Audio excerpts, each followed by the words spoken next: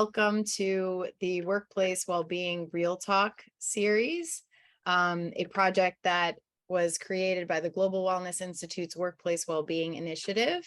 I'm Danielle Poza, I'm the vice chair of the initiative, and I'm also joined by my colleagues and fellow members of the Workplace Wellbeing Initiative, Sarah Gravely and Joanna Kebs, who are going to help lead this dialogue.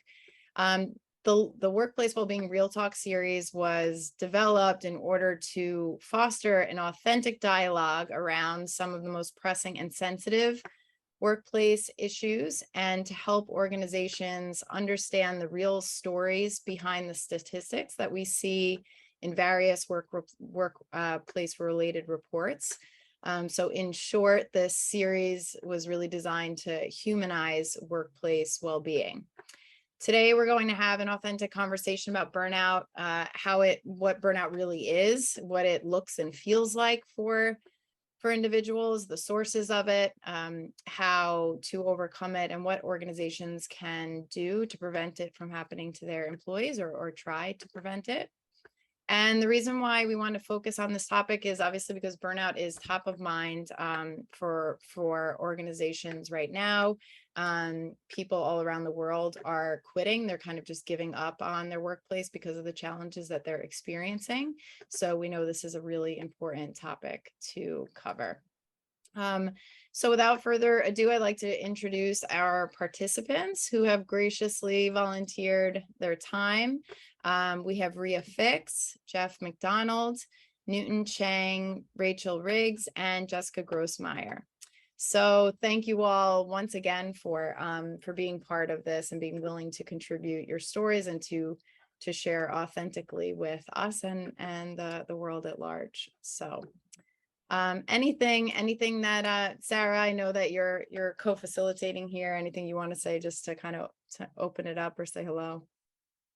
Just wanted to say hello. Excited for all of y'all to join us for this conversation and really highlight kind of the key issues that we are experiencing, have experienced, and are witnessing, and maybe even some tidbits and highlights on how we can make the small or the big changes to make sure that our employees' well-being is at the forefront of companies and the culture.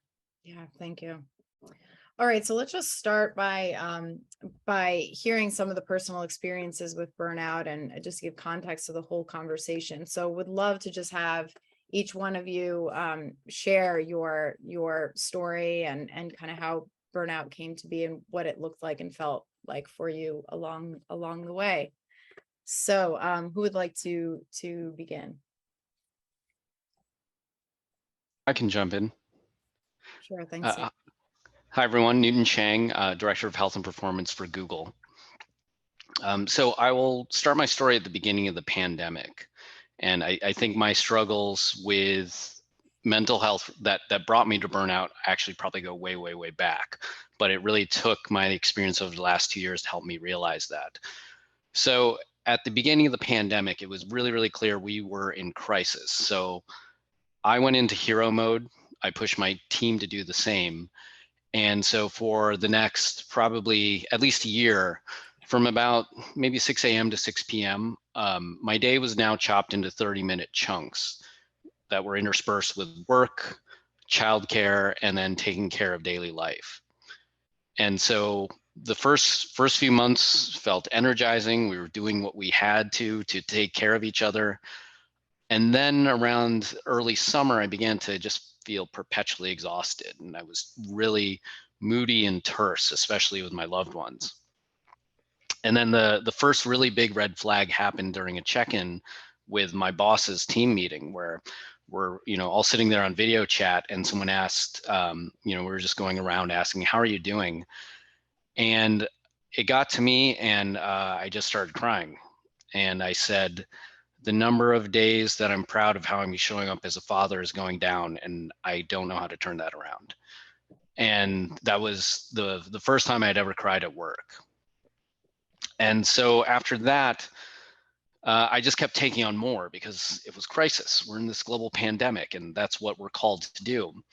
And so by fall 2020, I started to struggle to get out of bed. February 2021, that's the first time I was completely unable to get out of bed one morning. By April 2021, I was seeing the employee assistance provider. By fall 2021, a new therapist was telling me that I had major symptoms of depression and anxiety, which was news to me. Like I had often felt like this in my past. I just thought that's what hard work was. But it was at that point where the symptoms just kept getting worse and worse. I was showing up in worse and worse shape as a father and husband, which is like the highest priority thing in my life. And so it was at that point I started talking to my boss and my team and saying, hey, I think I need to go on leave. And so I went on leave in January 2021 for about 8 weeks. Now, on the other side of the leave, I still struggle with depression and anxiety, but I understand my triggers much better and I can manage those.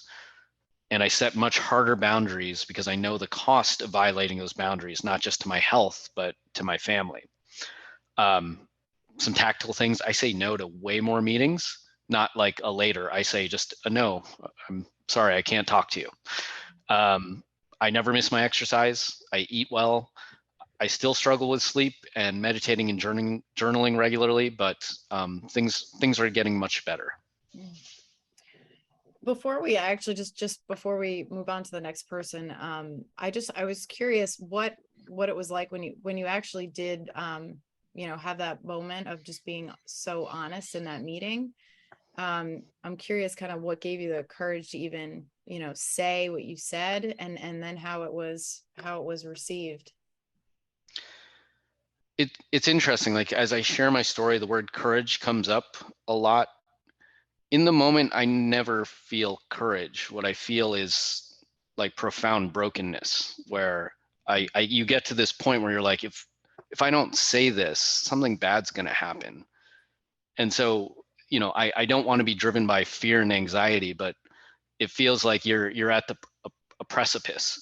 Mm-hmm. So it's like, I have to say this because now I'm hurting the things that I love the most. Mm-hmm. And so I don't wish for anyone else to get there, which is why I'm telling my story, so that people can say these hard things before they get to their own precipice. Mm-hmm.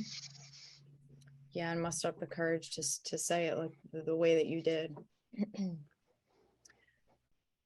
Okay, who would like to? I'm going to just go off piece very quickly, because don't you think it's so unfortunate that we've got to use the word courage mm-hmm. to be able to talk about our emotional and mental struggles? We don't use the word courage when we talk about some of our common physical struggles. And things like burnout and depression and anxiety are very, very common. They are very common. But when it comes to a common physical illness, whether it's COVID, the flu, glandular fever, we can have a conversation. Yet when it comes to being able to talk about how I might be feeling emotionally, mentally, and physically, we have to have courage. I mean, what sort of world do we live in? All of us on this call are mental. All of us are emotional. All of us are physical. Yet we live in a world where we find it difficult to have that conversation. And, part of my passion around all of this is my own story, listening to Newton there. I mean, a lot resonates. And I don't know whether I was burnt out. I was doing a big job in Unilever. I was looking after all of our home care business around the Unilever world from an HR point of view. And yes, I was not sleeping well. I had a lot of work on the go. I probably, exactly as Newton, I wasn't exercising enough. I wake up one evening, I'll never forget the date. It was the night before my daughter's 13th birthday. And I get woken up in the middle of the night with a massive panic attack. And that panic attack is the last straw that breaks the camel's back, which leads me to a diagnosis of having anxiety-fueled depression. Everything you've just said, Newton, all those things about being irritable, about not sleeping well, those, at the end of the day, those were the early warning signs, which I didn't know about, which was, for me, a diagnosis of having anxiety-fueled depression. And the only thing that kept me alive during my darkest moments, I also had to take 3 months off work. because I was so anxious. I had no cognitive abilities because of my anxiety. And the only thing that kept me alive in my darkest moments was the most powerful emotion in the world, and it's called love. And the only way I could feel loved, during the 3 months off work was because I'd been open about my condition. Whether we call it an illness, whether we call it a condition, I was open about it. I was able to talk about it. And I got back from people the two most powerful emotions in the world, love and hope, a sense of hope.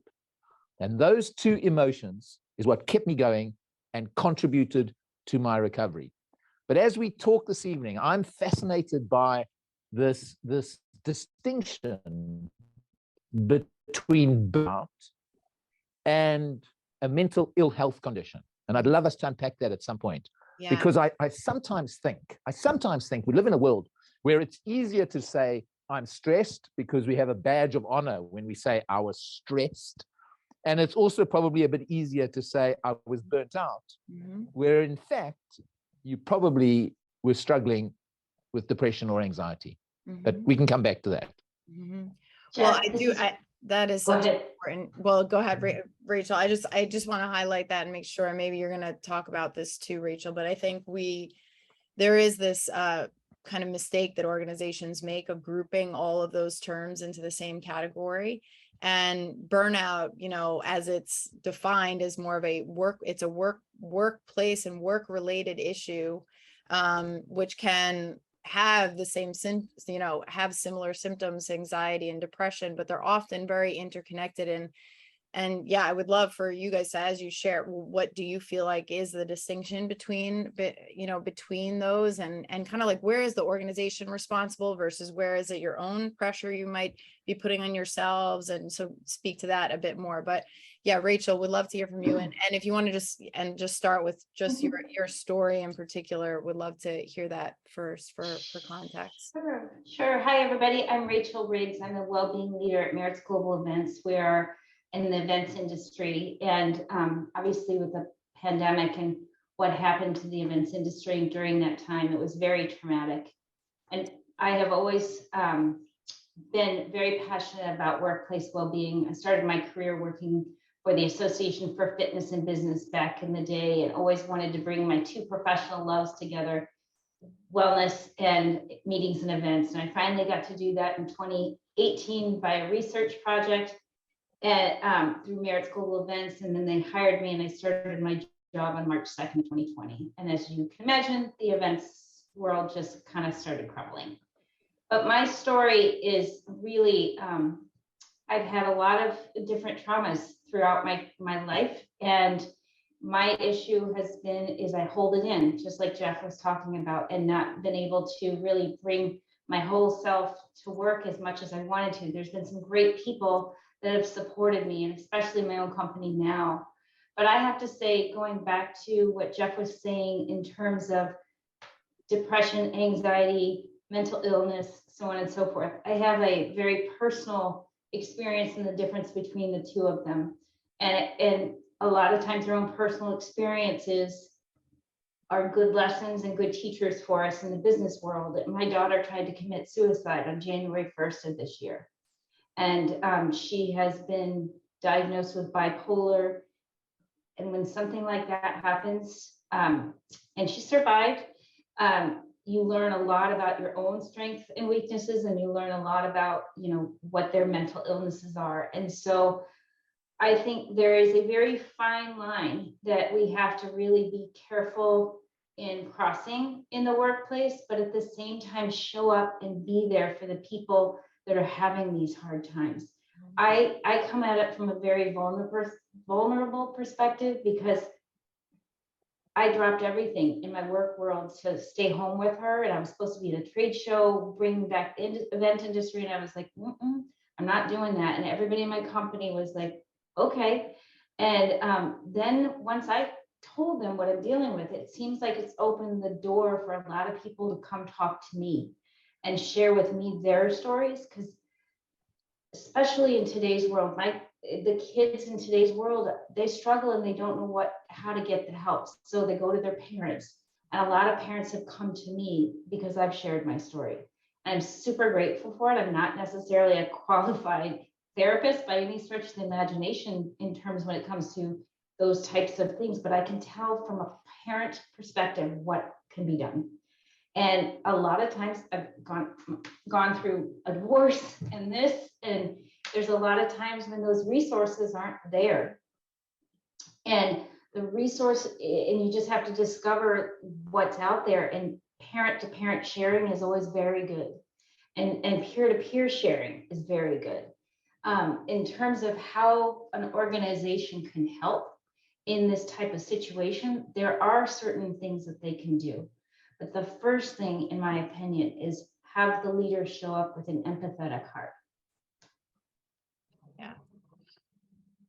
Absolutely. Just like you said, I mean, it's like and I think what Newton and Jeff alluded to as well is just that by being a leader and somebody who actually is open about what you're dealing with, how that automatically creates the permission for others to do the same. You might be able to hear a landscaper in the background here, so I'm gonna pass the baton. So Jessica, how about we move over to you? Yeah, actually, I think Ria's had her mic open. Ria, did you want to jump in before I do? Sure, I can. Thank you. So actually, I'd like to pick up on something that Rachel said there at the end about being an empathetic leader and about the importance of that. I work in organizational development and learning. I've been a leader in this space for the last 20 years, and specifically with the organization that I'm at for the last 13. And in this growing organization, many times early in my career, worked all-nighters, where I was the first car in. I stayed all night, worked through the night at the office, left at 5 a.m, went home, changed clothes, brushed my teeth, came back to the office.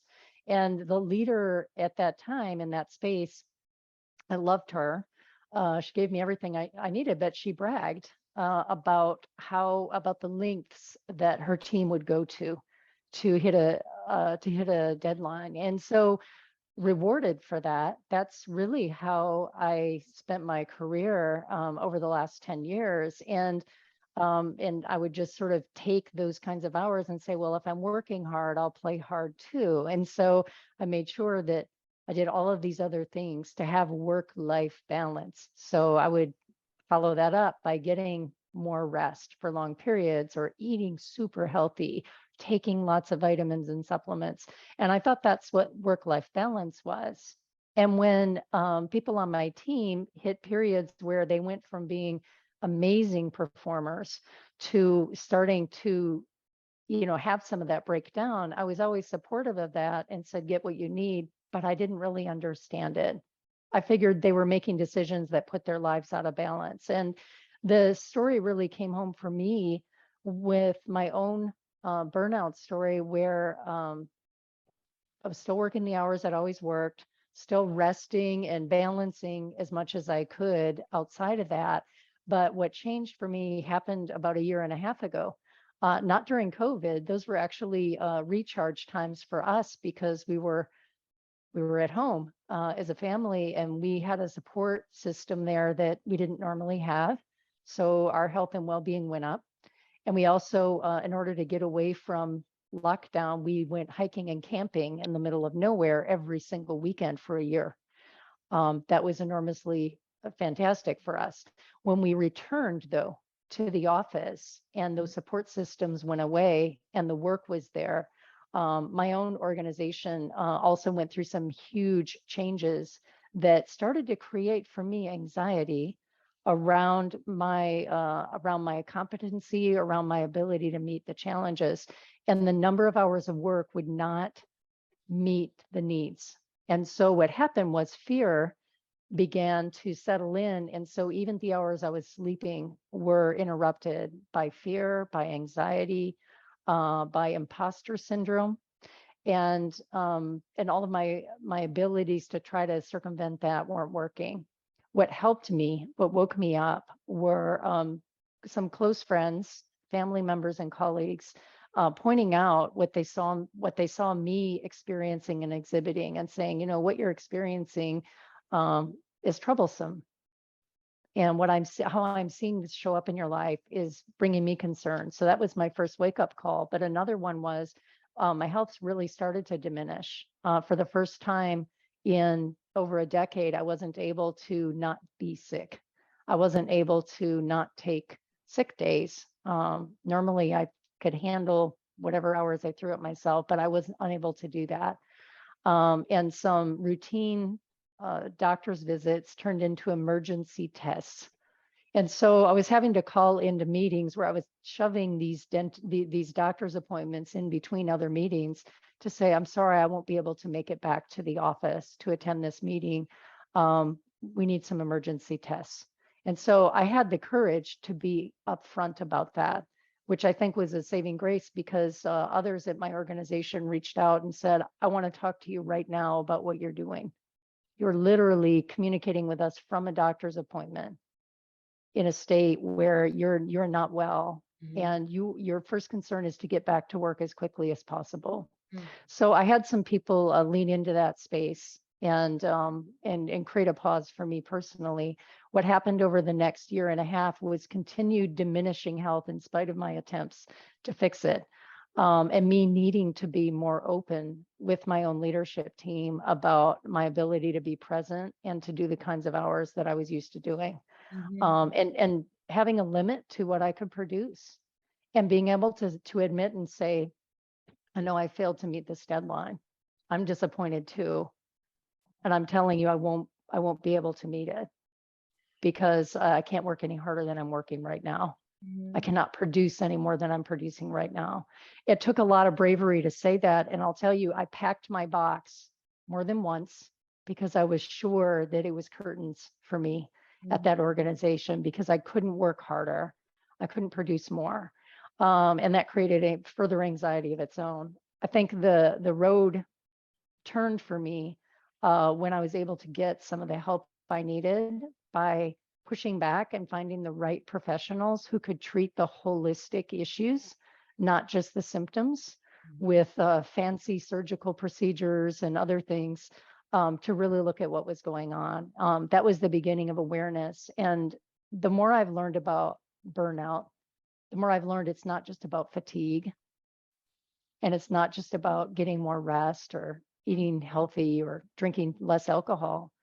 It's about the mental health piece, but also, when you're experiencing this system of things happening, that your body actually just starts to shut down. So I thought, I'll just address this thing. And what I've learned is that other things are at play that create these other comorbidities that destroy your body's ability to recover itself. And that's what I was experiencing. And I thought, wow, this is what's different for me is I need help beyond what I'm able to do through just good, healthy practices, to return and, to a sense of normalcy for myself.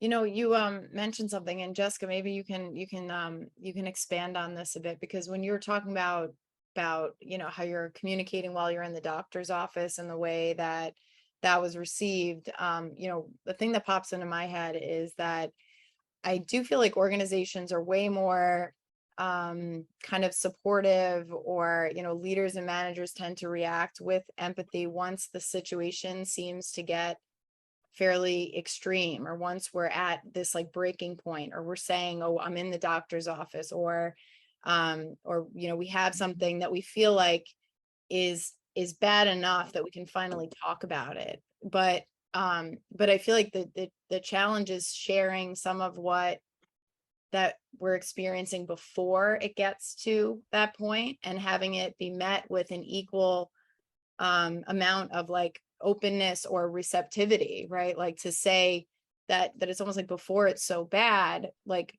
can organizations see that and see that something bad is coming without us having to get to that point of being in the doctor's office.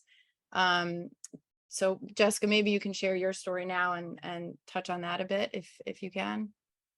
Yeah, thanks so much. It's been just nice to be able to connect with other people who've been down this road.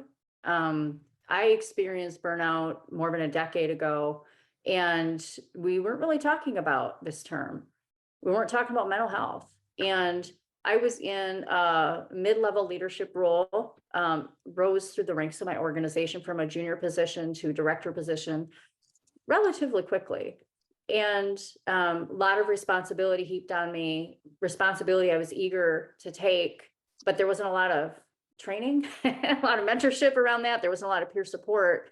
And like many others have mentioned, I was working really long hours and, not getting the sleep that I needed. And, I was running in the morning and drinking smoothies, and I thought that was wellness and taking care of myself. But then I would go to work and there would be a wall of meetings on my calendar from, 8 a.m. to 5 straight through. And then finally all of calls and the meetings would end. And then it's like, oh, well, now I get to start my workday because I had a lot I was responsible for. And in a director role, I had to produce a lot of things. And so it really came to a head for me when I woke up one morning to catch a pre-dawn flight and I collapsed from exhaustion and fatigue, broke my jaw, and didn't make it to the conference I was supposed to present at. I called my leadership and said, I'm going to miss my flight. I'm going to miss this thing, broken jaw. I'm going to be home for a couple of weeks, not sure what's going to happen, but I'll let you know once we know what the care plan is. And actually, I didn't say any of that. My husband did. He called everybody for me while I was in the ER. And, it was that at that point when I was able to really take a step back and think for myself, well, no one's going to help me figure this out. I need to figure this out. And in fact, when I had gone to a supervisor expressing I was overwhelmed, I was fatigued, I needed help with prioritization, I was told, you need to figure this out for yourself, right? Like no one can figure this out for you. And I see the truth in that statement because I had so many changes of leadership above me. No one actually had any idea what I was doing. They saw pieces of it, but I just kept accepting more and more and more responsibility. Nobody saw the full picture. And my supervisor was right. Like she couldn't come up with the solutions because she didn't know what I was carrying. But I started to really set some boundaries for myself and said, well, I'm going to only do this many hours of calls a day. And it was helpful that I had this medical diagnosis that I could say, I broke my jaw. I can't do 8 hours of back-to-back calls. I can do 3 a day and they're going to be spread out. So I had, I think, some permission to create those boundaries, and my leadership were very supportive. They're like, tell us what you need, we'll do it. And so at that point, I felt like, okay, if I could create a more sane schedule, what would that look like? And I came to my leadership with solutions and said, I'm only going to do this many hours of calls a day. I'm only going to do this many work trips a month. I'm going to take every Friday off to actually work from home. And supervisors were very helpful of that. But at the same time, I didn't feel like I could be open. Unlike, I think, pretty much everybody on this call, I didn't feel like I could be open about what was really going on. When people at work asked me what had happened and how I'd broken my jaw, I told them I tripped over my cat because I was embarrassed that I had worked myself to the point of collapse. And I was worried that being in a leadership role, that I would be perceived as not being able to handle the job if people knew I'd pushed myself to the point of collapse. And so it's only recently, now that we're having a national conversation, a global conversation around mental health and burnout, where I feel like I have the language to understand even what I was going through back then. Because back then I didn't know it was burnout, but now I know it wasn't just the bone crushing fatigue. It said I felt lonely and isolated. I felt cynical. And when people at work would say things like, oh, good job, thanks so much for helping me with that client, my mental self-talk was, all you care about is what I can do for you. You don't care about me as a person. Because if you really cared about me as a person, you would see how much I'm suffering. And you'd come alongside. And I didn't feel like I could have those conversations. And so as I've been trying to just sort that out and seeing more and more people experiencing a lot of these warning signs, it's just been like, well, how do we help employers really figure this out? Yeah, when you said that that you didn't want to be perceived as not being able to handle the job, I feel like that is something that so many people with burnout are thinking to themselves. Like they just want to say, and especially in like everybody in this conversation is a very high leadership role. And so I think you know, if it's hard for you, then it's even harder for people at lower levels of the organization who really want to prove themselves and show that they can handle it and say yes to their boss and take on more things. So, so I guess what do you guys think an organization can do, or the managers can do, that enable people to set those boundaries for themselves, or put their hand up and say what they're dealing with, or say, hey, I have too much on my plate, I can't handle this, and without judging them for that, or really understanding what their workloads are, very realistically, so that they aren't getting to that point, right, of you know, where they just can't handle it anymore. So how do you think the organization can make an impact on that aspect of it in particular? Daniela, I'm gonna jump in here very quickly because I'm so passionate about this particular question.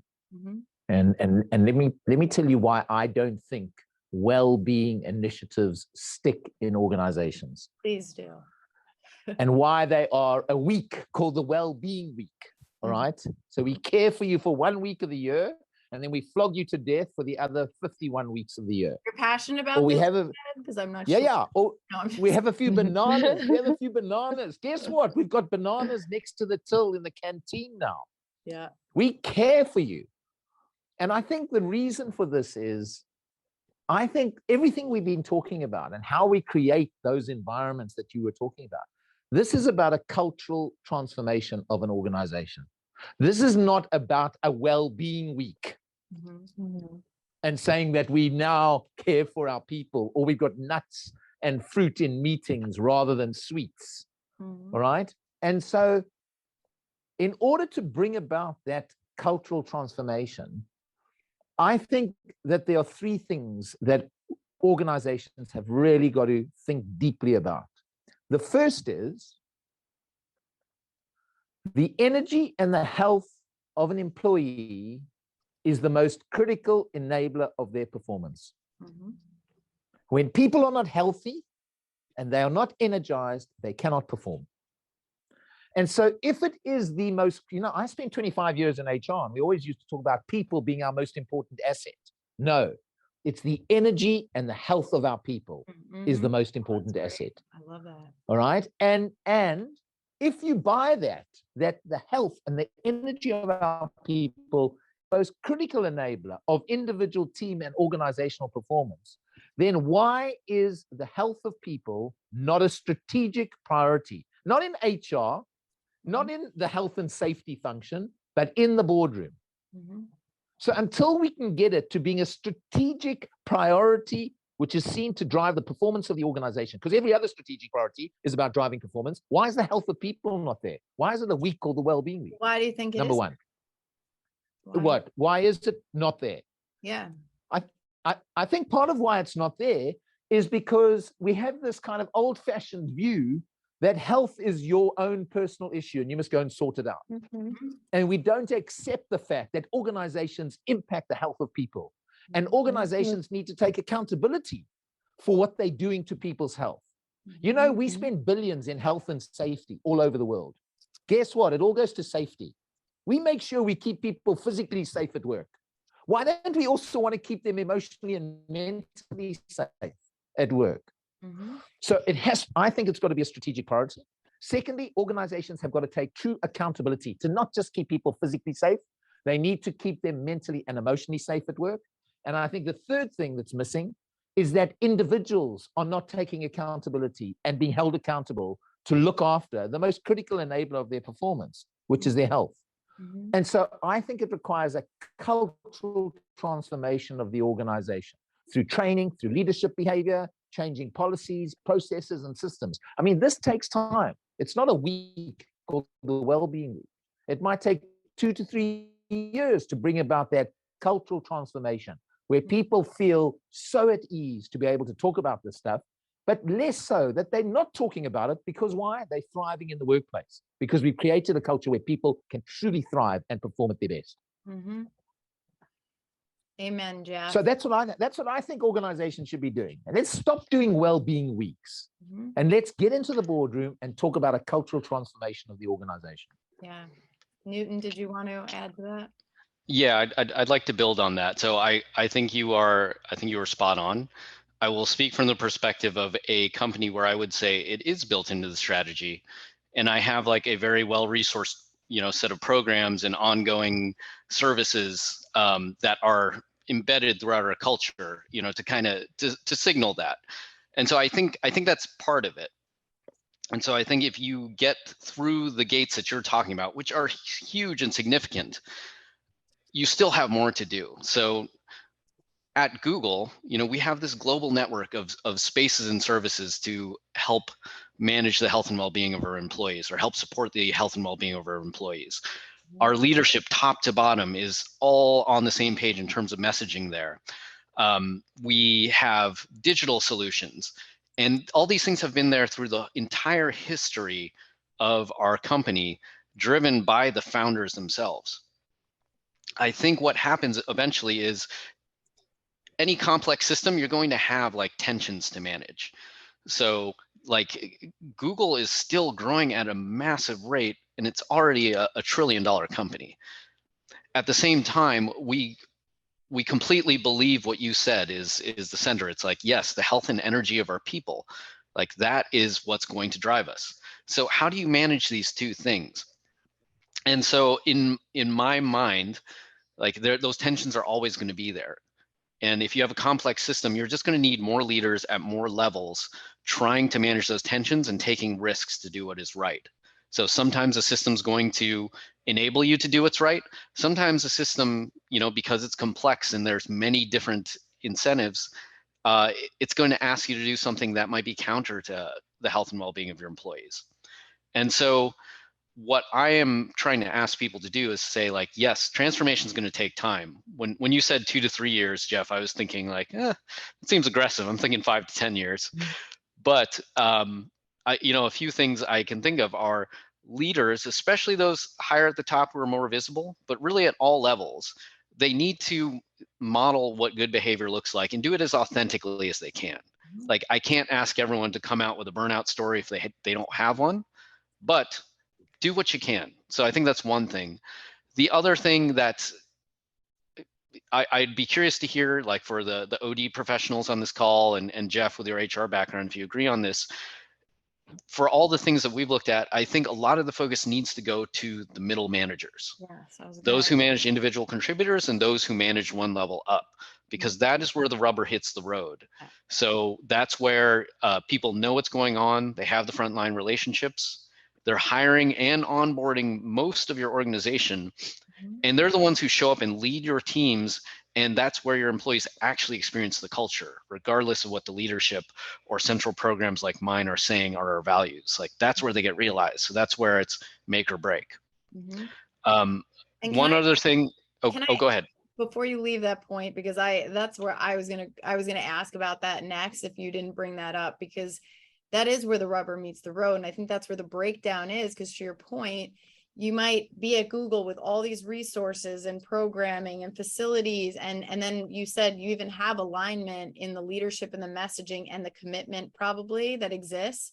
So the commitment's all there, but then it's not being activated because managers are some of the most burned out people in the world right now. And part of that burnout is because they feel that burden of having to take care of their people at the same time. So can I ask you just like, and maybe everybody can maybe say, like, what is a question that managers can ask that goes beyond just, are you okay?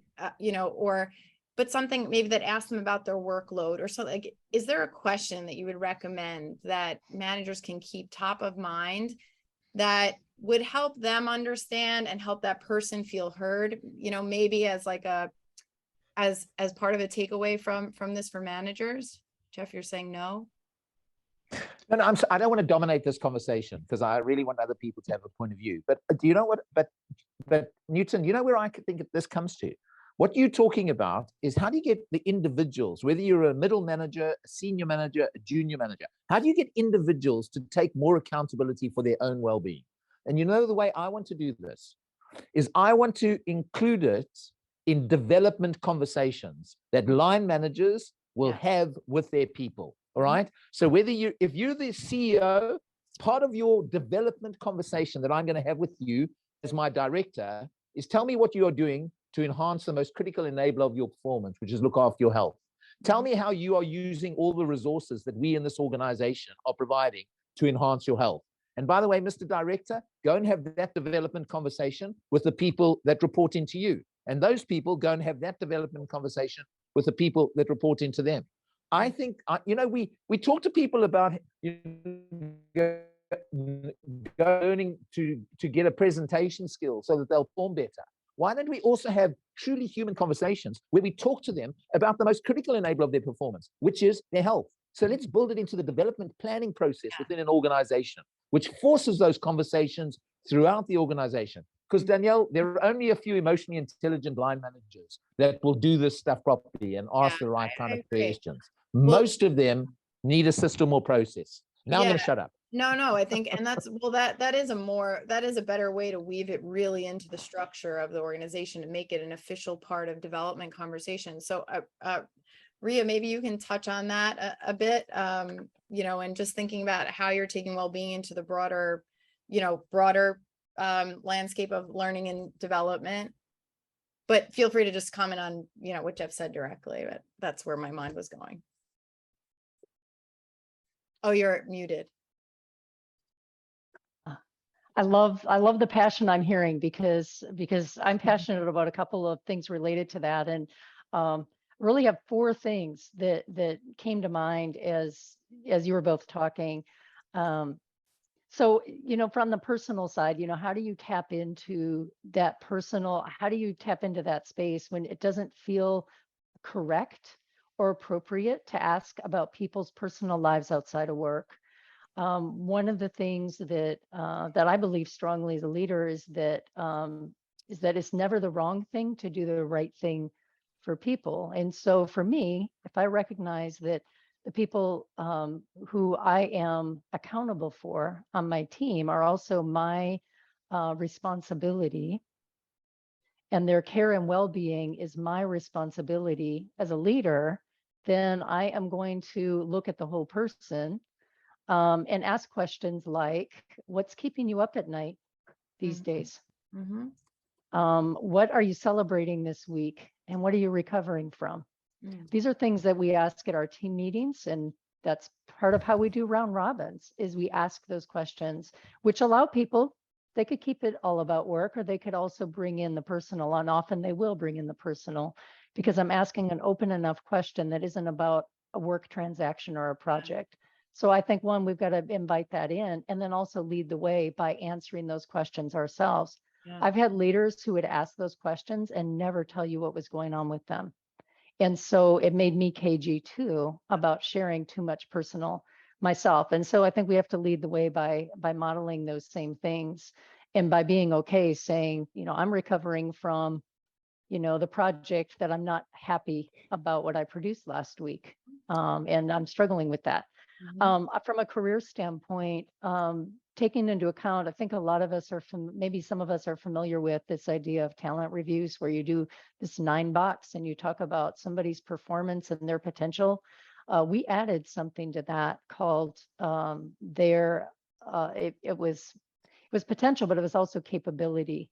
And capability was not a forever label about how smart you were, but also about what your snapshot was right now to be able to grow at an exponential level in the coming year. And so when you think about it, this person is a star performer. They're smart and knowledgeable. They have a lot of potential. What is their ability right now in this space to take on a steep growth trajectory?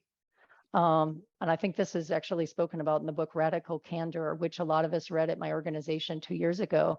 And so we started thinking about things like career and progression as not just being about who you were and what your capabilities were from a knowledge and performance standpoint, but also, is now a good time for you to take this on? And so we have started asking that question and really pressing people to think about these conversations as repeatable every year conversations, because my capability to take on something this year may be very different next year. Oh, wow, that's great. So I think having that annual conversation that revisits that. from a job performance standpoint, being able to say, not just get what you need, I support you and your health right now, but let me take off of your plate this deadline. I'm going to reassign it. Let's dial up the amount of vendor support we're getting because the team no longer has the ability to do more. I think we need to talk about what's in those work queues. I think I heard a story, yeah, probably 10 years ago, and Jessica shared it. She was talking about how a common response of organizations is, I'm so sorry to hear about that going on in your family or your life. Let me know what I can do. Yeah. Don't let it affect your work. And so it was, you had all the empathy as long as it didn't affect your ability to deliver something. And that's something that I definitely have struggled with myself in my own story is, I can get all the support and flexibility to go to the doctor, to use my EAP plan, to use the huge amount of resources we have available for wellness in my organization. But is that workload going to get better? So if I can take half a day off on Friday to go and see doctors and get the help I need during the workday, am I going to be back online Sunday for 4 hours, making up the work that I still have due Monday morning? So I think we need to talk about that from a performance standpoint. Is it okay to dial that back? And then finally with teams, we've added in our team building conversations the question, not just this is what I can contribute, this is where I'm talented and can bring skill, but and this is what stresses me out at work. We've added that to part of the team discussions because when people aren't behaving the way they normally behave at their best self, what are the smoke signals to the other team members that that they're not in a great place? Because otherwise we personalize it and say that person's being a jerk this month or this year to me, instead of recognizing that there may be something else at play there.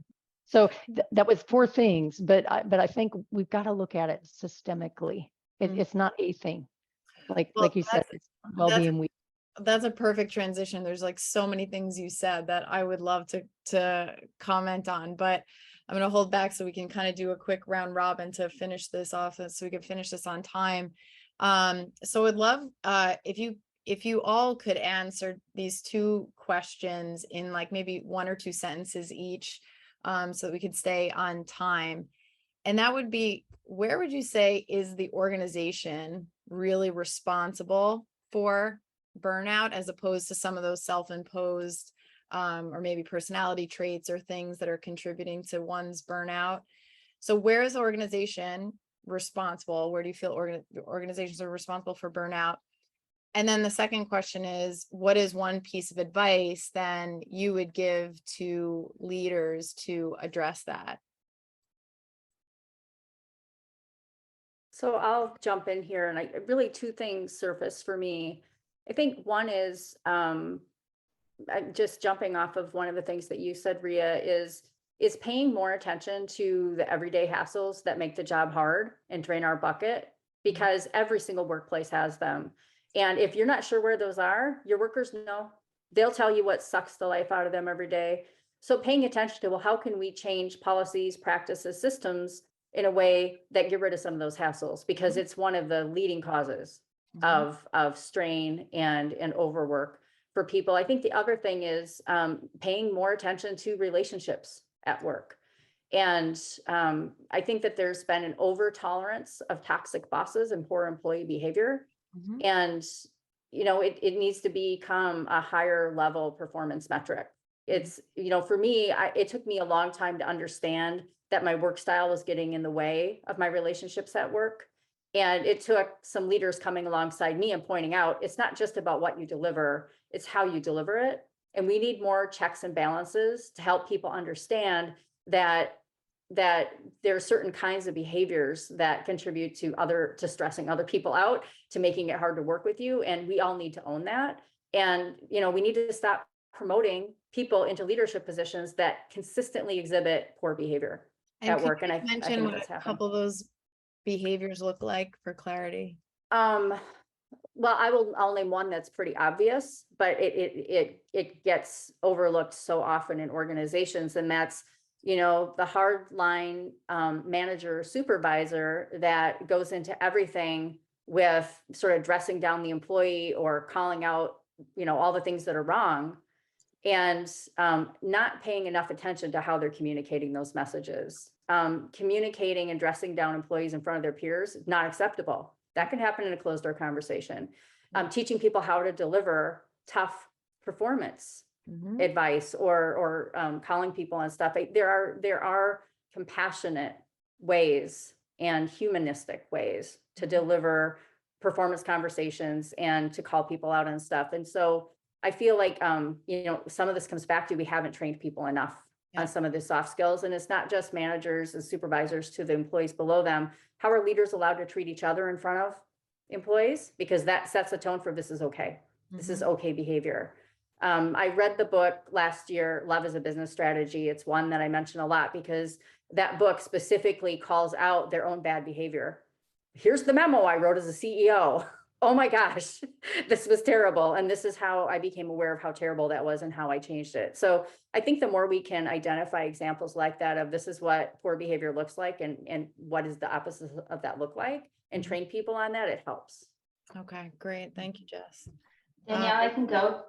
One of the things that what I believe that the organization is responsible for is looking at the culture annually, and just doing a deep dive and discovering what the culture is really meaning and what they're doing, and is it aligned. I know that's really hard, and we've had to do that as we bring back so many people from the pandemic, and our culture team is not the leadership team. It's a specific diverse group of people that are looking at how are the new people coming in, how are the people that stayed during the pandemic, how are they feeling? There was a loss of so many things in the events industry, and so it's really been very purposeful. And I think not only in our company, but in our industry, we're looking at the changing workforce, the mental health and well-being of the event professional in general, because it's a stressful job to begin with. And so we're really trying to prioritize within our company the cultural experience of what does it makes that up. And then the piece of advice that I can give is really just to lead with empathy. That is so hard to do for some people, but then some people it comes naturally. So if you have that ability to do that, use it, and use it very powerfully so that people can watch and learn from you. Yeah, that's great. Thank you. That's awesome. I love the way you said that. Final words, Jeff Newton?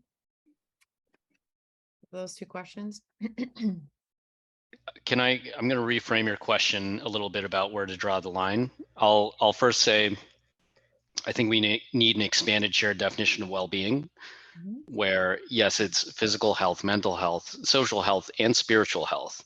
And I'll give a quick plug for Jessica's book, Reimagining Workplace Wellbeing, which wraps up a lot of the research on spirituality in the workplace. Very, very eye-opening. There's so much to learn there. So I think that's one thing. We need a new model that really appreciates the complexity of everything a human needs to flourish. And then second, I would just ask leaders to really think about, what outcome do you want for your business in the short and long term? Like if you believe these things about what a human needs to flourish and you put them into your system, how are you going to design that system so that you get your business needs met, but they flourish? And those things work hand in hand. And the system's broken. And I can't give you any simple tips and tricks because that's a really hard problem to solve, but that's why the business leaders get paid the big bucks. So let's get to work. Yeah, great. Thank you. I love that.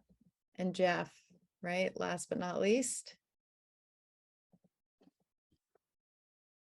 What about Raya? Didn't Raya want to finish off? Didn't she have two things to say? Oh yeah, sorry. I piggybacked on her, what she had said, but yeah, I would love to hear your kind of summary. Yeah, I can go after you, Jeff. Okay, great. So I didn't understand your first question. Okay, being some sort of South African here in Cape Town. That's probably it. Where's the organization responsible for burnout versus it? It's completely responsible.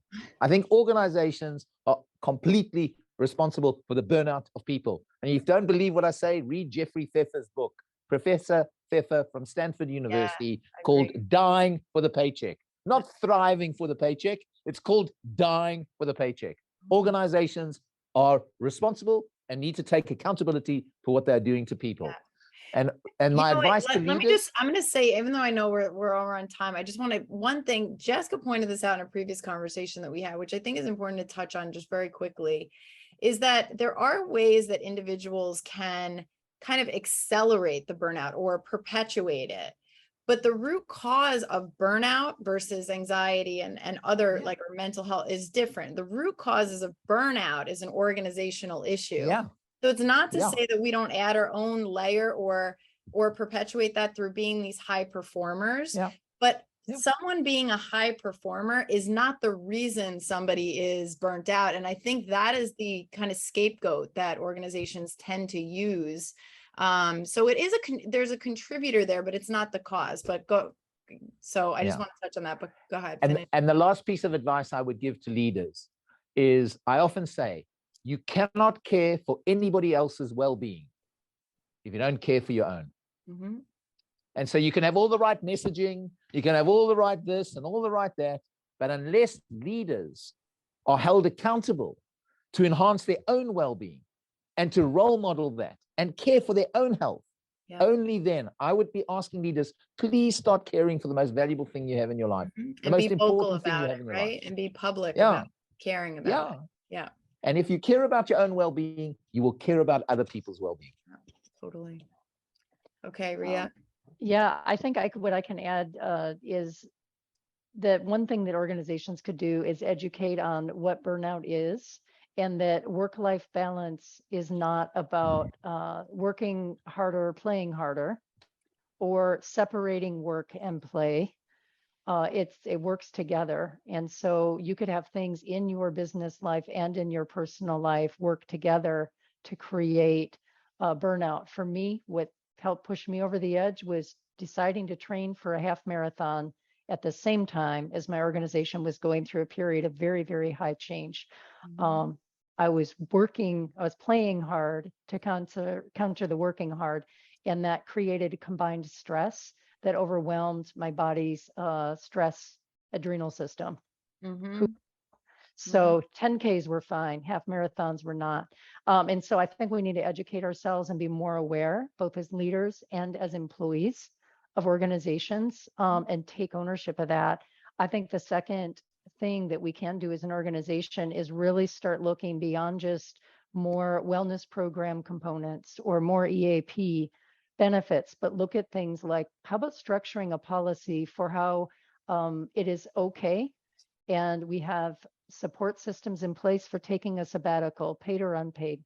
Mhm. How about if that is not something you have to do with a white flag at begging for mercy, but something that is a part of a regular Right. piece of the system, where if you've been running like a racehorse for 11 months, it is absolutely not just okay, but it is strongly encouraged, recommended that you take that time away and recharge Yeah. in a way that's more than a 1 week PTO is going to do. And so I think we need to be very serious about what it takes to recover from these periods, these long periods of chronic work, or even, in their personal life. If you're suffering caregiver fatigue in your family, that's going to take a toll.